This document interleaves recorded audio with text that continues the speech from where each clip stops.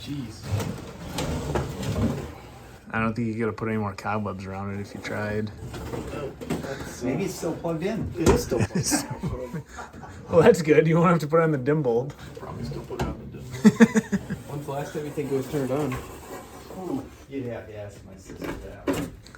Oh, it's got FM too. Oh. I don't think there was any FM back then. It says FM on it. Yeah. So, I mean stations. I think there was one station. Is that vacuum tube, you think? oh, it's gotta be. It has got to be. Yeah, I see them back there. You can see the tubes. I think so. So what are you going to do to it? I'm gonna H-fix it. Hey everyone, in today's video, we're taking a look at the oldest thing I have ever had on my bench. So you just saw the video of us finding this in Tyler's grandparents' basement. The story is his dad used to listen to this quite a bit when he was a little kid. He remembers it fondly, and he just wants it to be gone through and get it working right again. I don't know exactly what year this is from, but if I had to guess, it'd be the 40s or 50s, especially given that it's an FM radio. It's got to be a little bit newer. Definitely not like 30s or 20s, but I think we're about to find out when we go inside. We're going to take the back off of this thing, take a look inside, and make sure there's nothing really bad before we supply power to it, and we'll see if this thing works. All right, let's go. But, obviously we got to take a look at it first. So here it is, Zenith. And I will show you how this thing works. We have at least two knobs down here and then a third one in the middle. I'm not sure what this one does yet, but I'm sure we're about to find out. This is your on switch with the volume worked in. Maybe you hear that.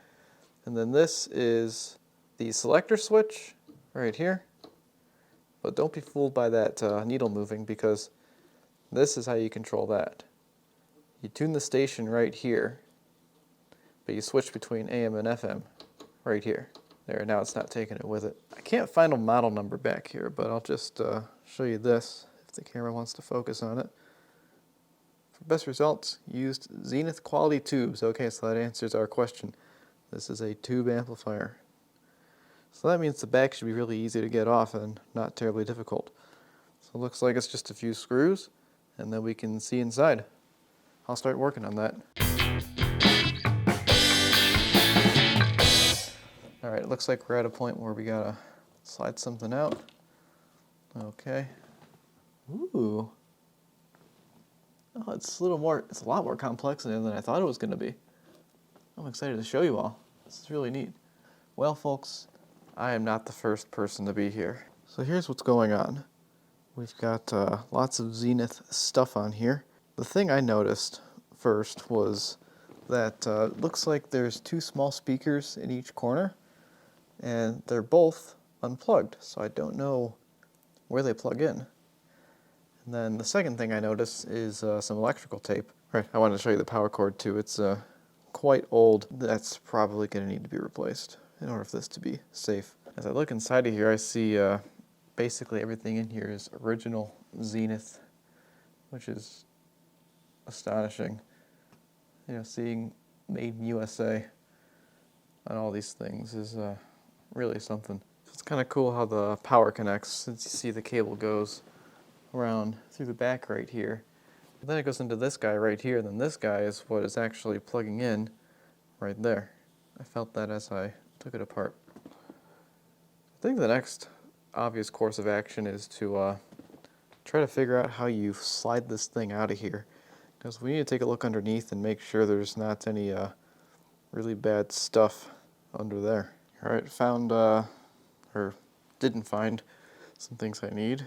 Looks like there used to be a sticker back here that had information that might be useful for me, but it is not here completely anymore.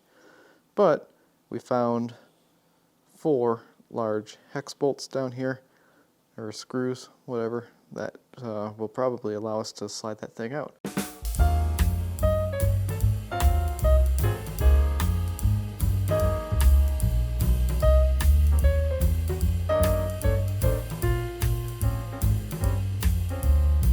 So it's out.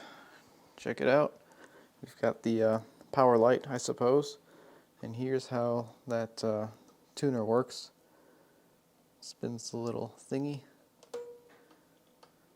And the tuner cap is very interesting to watch. It's got like, you know, your typical air capacitor, but then it's got like these little plunger things that are going into the board, or the unit, which is interesting. I've never seen that before.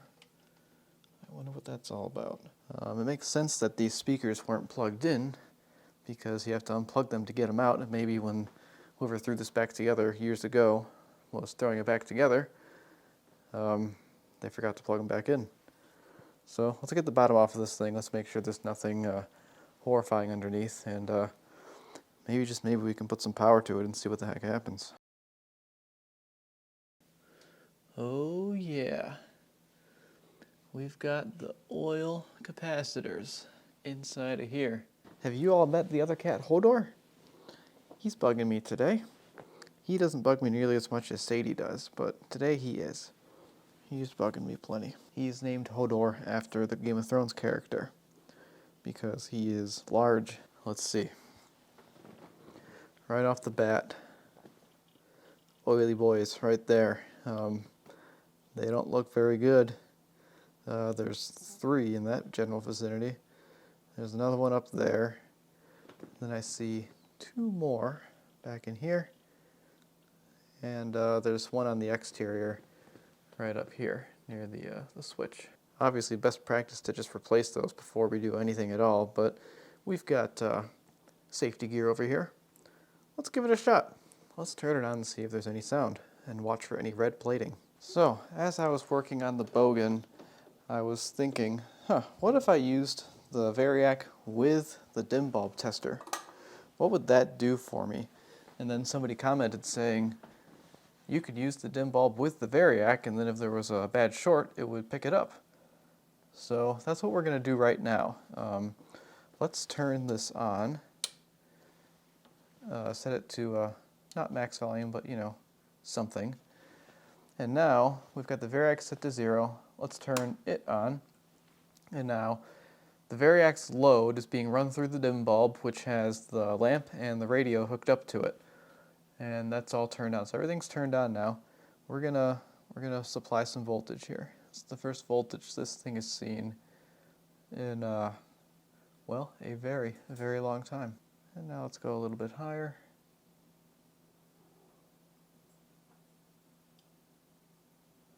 Okay, we've got our first thing happening here. So that light just turned on. I heard a click. I don't know if it was associated with that light or not. I'll have to go back in the video and check. So we have power. We don't have any bad shorts because that's not lighting up.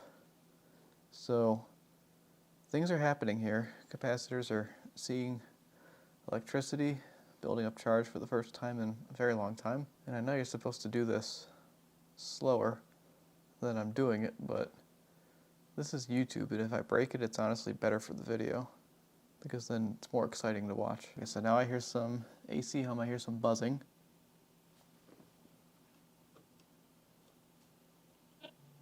Oh, we've got sound, everyone.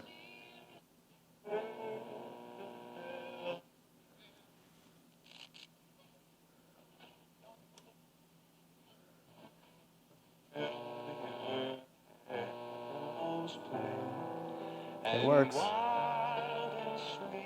Christmas music. That is incredible. That is just incredible. So I don't know if we're on FM or AM right now, so let's try switching this.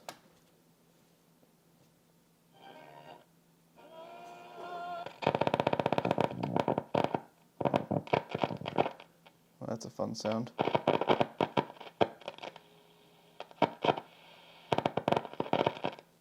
I think that might be AM. Let's go back to FM. Okay, so that popping goes away when you're back in FM. So this is going well so far. Let's see if we can get volume control.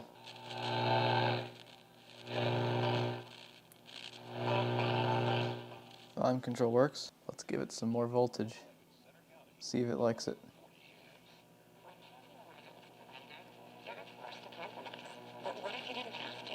So it's getting louder.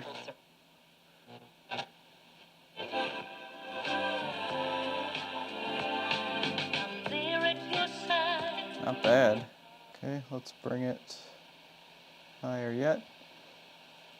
All right, you know what? We're gonna give it its 117 volts it wanted. It said 117 on the back, so there we are. That's what it wants. That's what it's getting in theory with the dim bulb. He's hiring, and it's never. Yo, he got a shirt. Why? Honestly, I'm pretty fascinated. Since it's working, I think I'm gonna turn it off now before I get too unlucky, because you know, the Belgian was working and then it started red plating. So I think this thing's had enough for today. It is working, but as we saw inside of there, there's some very, very old oil capacitors in there, and I think that they should be replaced with some modern films. So if you're gonna do like the absolute minimum for something like this, it's probably just replacing those ancient capacitors with something more modern that's going to be reliable and not cause any issues. So I'll get some parts on order and we'll replace them as soon as they come in. All right, good news everyone. We've got parts from Mauser.com. So basically what we've got here is we have some electrolytics to look at replacing the big can that's on top. But most notably, we have some films. These are going to be replacing these guys right here. And they already feel a little bit oily just touching them. So, you know, I don't know if they felt that way new. But these are all issues right now. We need to get them out of here and replaced with something new. And the way I identified new capacitors was I, looked at them. I saw, okay, like this one right here says 0.02 MFD, which is 0.02 microfarads, and 400 volt. This one here says 0.022, and it is 600 volts. So what I did here was I basically said, you know what, these two are about the same, and I'll just replace them both with a 600 volt replacement. So that's these guys right here.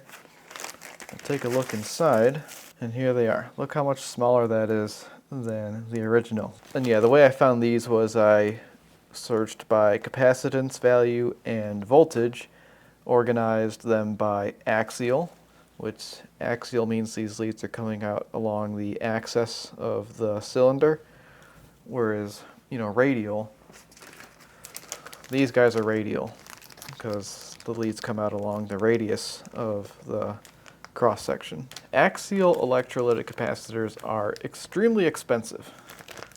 They're not worth it. So I buy radial electrolytic capacitors and just kind of deal with the packaging constraints. For now, we're just going to focus on these little guys right here. Working on point-to-point stuff is kind of fun because if you don't have a schematic, like for this thing, I do not have a schematic right now, you got to pay real close attention to what you're doing, and you better not forget where you had something. So I'm going to do these one at a time, very slowly, and make sure that I do not hook anything up to the wrong place or add anything of the wrong value. So I'm working my way through this. We've got 5 of the 7 out so far. I'll show you the most notable one. This here Sprague 0.1 microfarad capacitor.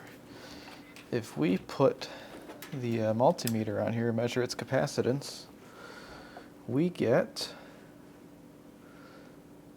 200 some nano. That is double what it is supposed to be. The new one measured at exactly 100, so that was nice. But here's what I want to talk about right here. Over here on this side of the amp, we've got 2 of them. One right there and one right there, deep inside. Now we can get to this end right here. It's coming off of this little thingy, and the other one's coming off of something else. But you see they both terminate like way deep inside of there. You can't even see it. I can barely see it. But I figured out that they're terminating at ground. So what I'm able to do is I'll take the 2 new ones right here, I'll tie them together like this at one end, and then I've got some scrap wire left over from the Jag project. And I'll just kind of solder this on there, and then I'll attach them right down in there. Because if you look, you can see right there is a perfect ground point. So that's the plan for these guys. We'll remove them up here. We'll try to get the old ones out if we can, and then we'll just relocate our ground. All right, I got them replaced. We've got the 7 right here. They all feel disgusting. They're just oily, waxy, gross, and every one of them measured like at least 20% over. One of them 100% over. I think I showed you earlier. But let's look inside here. Let's see what we've got. So basically the name of the game is just remove it the best you can, open up the loop point by removing all the solder, and then just put your new lead through there. I was able to completely replace all of them properly except for these 2 over here. These 2, like I showed you earlier, they were basically going straight to ground, and it was all the way down there, I think where that little resistor is connected. And just wasn't about to get a soldering iron in there for ground, so what I did was I joined them together right here, soldered a wire to the twist, and then ran it to a different chassis ground point. It just kind of joined in right here and soldered. So next thing I want to do is power this thing on and make sure I didn't seriously screw anything up, because that's going to be a good thing to know before we move on to getting the electrolytic replaced. Might have the switch in the back wrong. Yeah. Okay, I just had the switch wrong.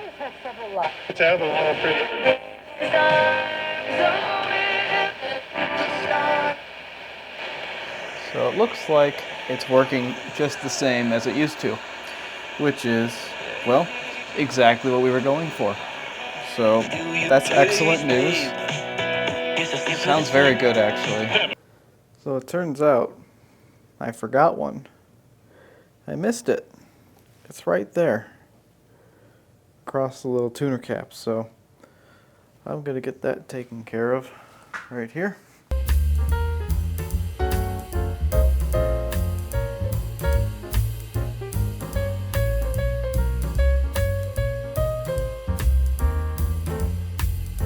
Yeah, it's a good thing I caught that one because take a look at the reading here. It's supposed to be 47 nano and we have about 77, 79. That's it's a lot more than we're supposed to have here. And again, I'll show you. Here's our replacement part. This is our 47 nano replacement. And there it is. 47 nano, exactly. Alright, who wants to see what's behind this electrical tape? And who even knows how old this electrical tape is? Oh yeah, just as I expected. There is nothing behind this electrical tape. So what I'm going to do here is I've got a brand new, just generic power cable. And what we're going to do here with this cable is, first of all, both prongs are the same size, so it doesn't matter how you plug it in, just like the original cord. We're going to cut this end off because we don't need it. One a little bit, like so. We'll set this to the side while we undo this stuff here. We're going to keep this in place because, I don't feel like undoing that. So all I will do is I will cut here and I'll restrip. We'll get rid of this old one because if you recall, it looked like this on the end here. Yeah, we don't need that cracking anywhere near anything we're doing here. See, look at that. Like, no thank you. Don't need that. That's going away. We're going to do butt splices with heat shrink tubing. Let's slide one piece over this one and the other piece over the other one. And then what we'll do is we'll kind of join them together like so. And then we're ready to solder. These are solid, but we definitely don't want them touching each other, because that would trip the breaker in a good scenario. So then, slide the heat shrink over and we just light it on fire. But not too much on fire because that's stinky. And there you go, new power cord. So continuing on, I used this on the tuning cap. That should help it. And then I'm using D5 on the selector switch down here. Next up, we want to get the volume pot. So I think I'm going to want to flip this over. And by doing this, we get it so we have access to the inside of the pot. I don't know if this is carbon track or not, so it probably is. We'll just use the F5 in here. I know it'll get the job done. And then I figured out that this pot in the middle right here is something to do with like a tone control. So I think to get to that one, I will want to be upside down. Call that good. Alright, so I'm doing something that's a little messy per se. With these tube amps, they have these combination capacitors attached to the chassis, where it's basically 4 capacitors inside of one can, and then the case of the capacitor is the negative end. So what I'm doing is I'm able to go in with my capacitor tester. I've unhooked all the wires here. There is some resistors and stuff going to it too, but if I go to this first one right here, I see I get 57. I'll go to the next one. I get 47. Let's go to the next one. I get 114, and then the fourth one I get 58. So these values are supposed to be 40, 40, 40, and 80. So we're pretty high. We're kind of out of spec, and we should probably replace those because they probably are, not that great. So what I've got here is some 47 microfarad capacitors that are rated for the proper voltage. Those will replace the 40s. And then I've got a 100 that's going to replace the 80. What I've done here is not the most beautiful thing in the world, but it is functional and it is electrically good. So there's 4 pins on that old cap in there. You see 4 of them. And each pin had its own capacitance, and then the case is ground. So basically, I tracked each wire and resistor to the proper capacitance and wired in the proper one. So we've got some 47s in place of 40s, then we've got a 100 in place of an 80. Then I added 2 new grounds right up here. Used nice thick wire, so we have reliable grounds. So now we get to see whether I completely did this wrong or not. Let's power this up and see what happens. Okay, turn on the variac. Let's bring it up. Now we're at operating voltage. And that is copyrighted music.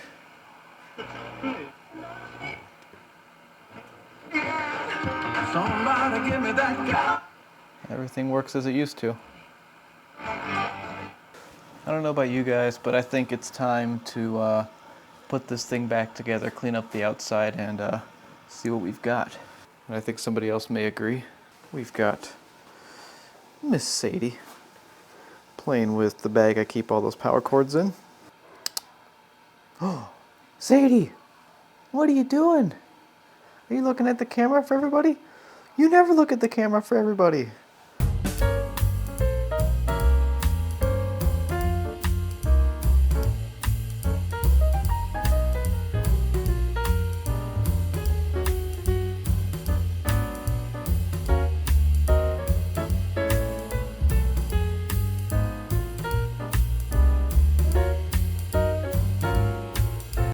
Now you may recall when we took this thing apart initially, I noticed that there were some loose wires in here. And those wires go to, I think, what are extra speakers. So I actually found a website. It's luxuryradios.com, and they have a picture of one of these Zenith B835Rs with the back taken off. So what I can do is look at that picture. I can see that the black ones go to right here. and the red ones go to right here on the outside. So now this thing is actually fully assembled. And yeah, it's kind of fun. We can see that new cap we put in and that new cap we put in. So let's take this back cover, put it back on, and test this thing out for real this time. Now, we still have this on the dim bulb, and we still have this on the Variac. So, okay, there's the power. We'll turn it on, and we'll just bring this up slowly, but you know, faster than we were doing before. And we'll see if we get a bright bulb. Looks like so far we do not. There we go. Got something now.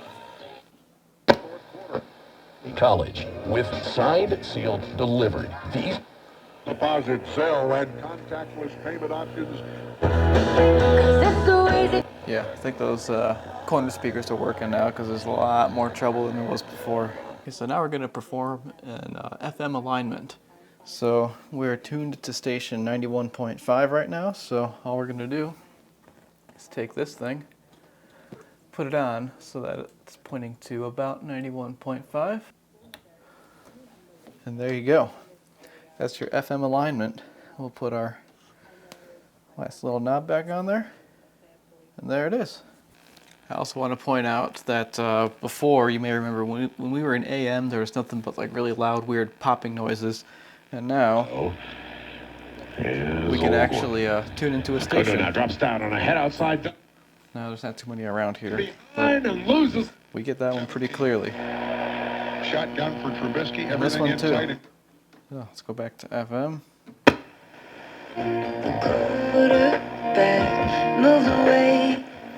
The tuning knob is very sensitive. Like the tiniest movements will allow you to get it like tuned nicely. Was a jolly happy soul. I think I'm going to leave it right here, everyone. Beautiful piece of equipment. Replaced all of the old nasty capacitors. You know, these guys right here. Replaced the electrolytic. Got it done. And well, it seems to work pretty well and pretty reliably now. Fascinating, beautiful piece of equipment. I'm really glad I got the opportunity to work on it. It was a fun little learning experience. Good warm-up for something very unique that's about to be coming on the channel. I've got my old neighbor's Mac 1500. I definitely want to be up on my tube stuff before I start playing around with that, because that's an expensive one. That's a good one. So that's it. Thank you so much for watching. Hope you enjoyed this video. Next up is probably going to be the Bogan, because I ordered parts for that when I ordered parts for this. So we'll hopefully see no more red plating there, and maybe it'll actually sound kind of good. So stay tuned. I'll see you in the next one.